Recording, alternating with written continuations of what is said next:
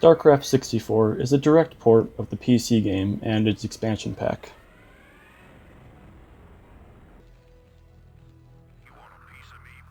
Gameplay is about what you would expect. You pick one of three very different races and then use them to build up a base and an army and then destroy the other teams. The game has all missions from the original and Brood War, as well as an exclusive mission and a good tutorial. There's no more pre-mission voice acting, and most of the FMV is gone, but the units themselves retain most of their lines. Where does it hurt? Did someone page me? Did someone page me? Oh my god, he's wet. I was very surprised by how well the controls worked. It's worse than PC, but I don't think they could have possibly done a better job than they did. The cursor movement feels pretty good, scrolling is smooth. It's easy to tell apart units and select the right one, and it runs pretty well unless it gets really busy. You can assign 4 groups to hotkeys for quick access, and then you can set 4 map locations and jump between them quickly. You can also set rally points for units being built. There's also a few new features to make life easier.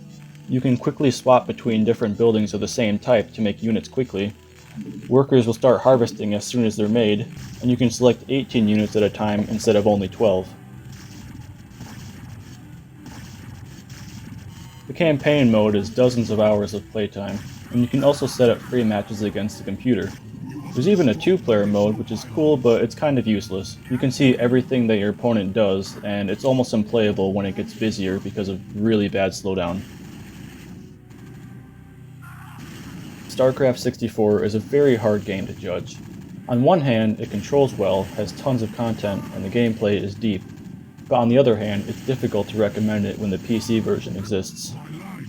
To be clear, my problem isn't that the game is better on PC, my problem is that it's just not really a good fit for a console. Games like Quake and Worms Armageddon were best on PC, but they were still a good fit for the N64. Starcraft is just a game that was designed around being played with a mouse, and while the developers did the best job possible translating that to a controller, it's obvious that it's not how the game was meant to be played, and nothing really could have helped that.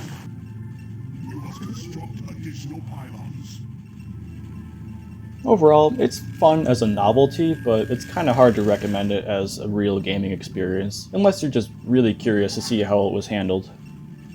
It's definitely an interesting game, but these days it's kinda hard to justify playing it.